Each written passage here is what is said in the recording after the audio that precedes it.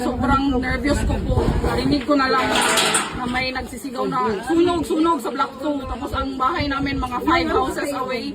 Hindi na, buti na lang sir, dalawa ang pintuan namin. Nakalabas kami sa block 3. Dala ko ang 3 anak ko sir, at saka isang pamangkin ko.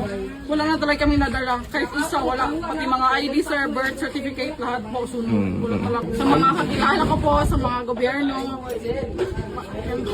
humingi po kami ng tulong, ayuda po. Kasi marami po kaming bata dito, mga newborn pa po.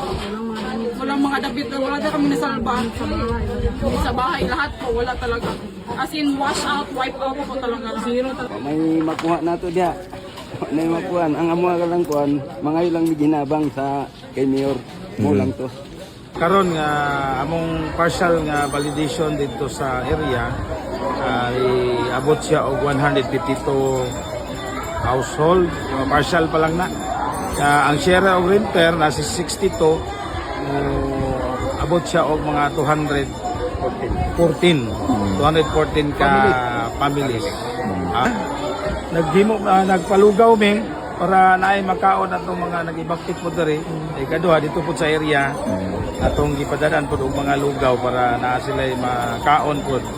Karon magpa-emergency mag-special session meron rubuntag sa council para maka-budget ni para sa amo ang pwede himuon nga tabang diri sa nasunugan.